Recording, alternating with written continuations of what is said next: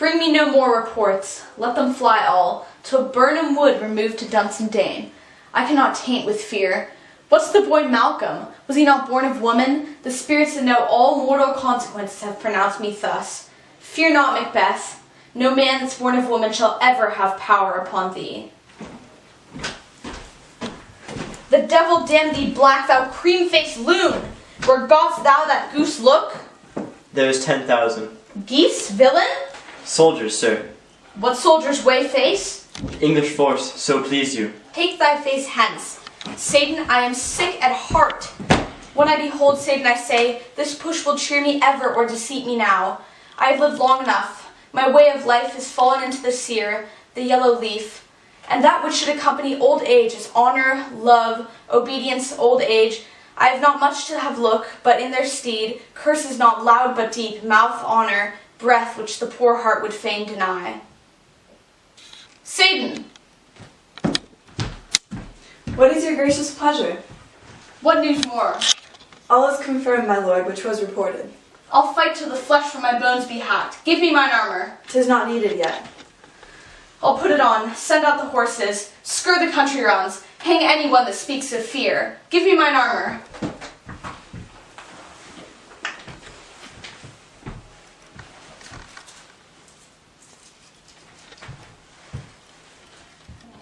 How does your patient, doctor? Not so good, my lord, as thick-coming fancies keep her from her rest. Cure her of that. Therein the patient should minister to himself. Throw psychics to the dogs. I'll have none of it. Satan, send out. Doctor, the things fly from me.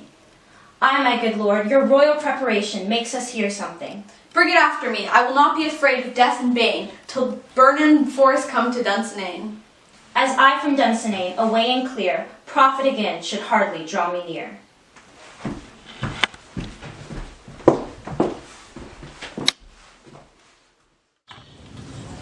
Cousins, I hope the days are near at hand that Chambers will be safe.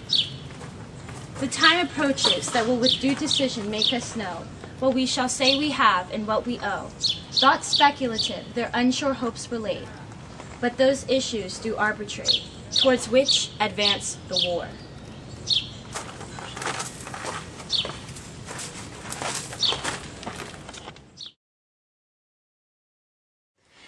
Banners on the outward walls. The cry is still, they come, our castle strength will laugh a siege to scorn. Here let them lie till famine and the ague eat them up. Were they not forced with those that should be 5 hours, we might have met them dareful, beard to beard, and beat them backward home. Ah!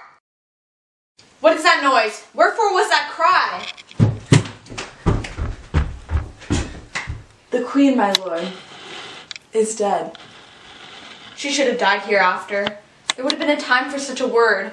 Tomorrow and tomorrow and tomorrow creeps in this petty pace from day to day, to the last syllable of recorded time, and all our yesterdays have lighted fools awaited dusty death.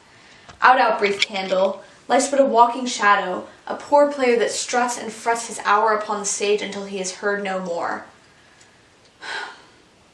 It is a tale told by an idiot, full of sound and fury, signifying nothing. Achoo! If thou comest to use thy tongue, thy story quickly. Gracious my lord, I should report that which I say I saw, but know not how to do it. Well, say, sir. As I did stand my watch upon the hill, I looked towards Burnham, and anon methought the wood began to move. Liar and slave! Let me endure your wrath if it not be so. Within the 3 miles may you see it coming, I say, a moving grove. If thou speakest false, upon the next tree thou shalt hang alive till famine cling thee. Fear not till Burnham Wood do come to Dunsandane, and now a wood comes toward Dunsandane. Arm, and out! If this which he avouches does appear, there is nor flying hence nor tarrying here. I again to be weary of the sun, and wish the estate of the undone. Ring the alarm bell, blow wind come rack, at least we'll die with harness on our back. That way the noise is. Tyrant, show thy face. If thou be slain, and with no stroke of mine, my wife and children's ghosts will haunt me still.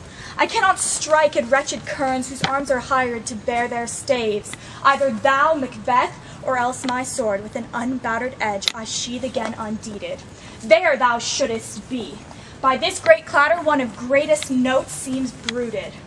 Let me find him, fortune, and more I beg not. Why should I play the Roman fool and die on mine own sword? While I see lives, the gashes do better upon them. Turn, hellhound, turn! Of all men else I have avoided thee. Give thee back. My soul is too much charged with the blood of thine already. I have no words. My voice is in my sword. Thou bloodier a villain than terms can give thee out.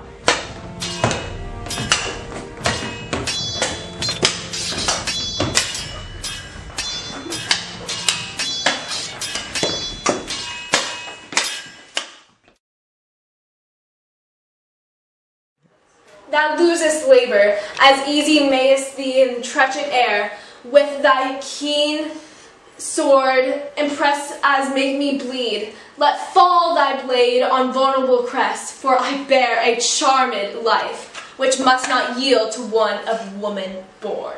Despair thy charm, and let the angel whom thou still hast served tell thee Macduff was from his mother's womb untimely ripped. Accursed be that tongue that tells me so, for it hath cowed my better part of man, and be these juggling fiends no more believed, which hath paltered with us in a double sense. I will not fight with thee. Then yield thee, coward, and live to be the show and talk of the time. We will have thee, as our rare monsters are, painted upon a pole, and under writ, here may you see the tyrant. I will not yield to kiss the ground before young Malcolm's feet, though Burnham would come to Dunsinane, and thou oppose be of no woman born, yet I will try the last. Before my body I throw my warlike shield. Lay on, Macduff, and damned be he that first cries, hold, enough.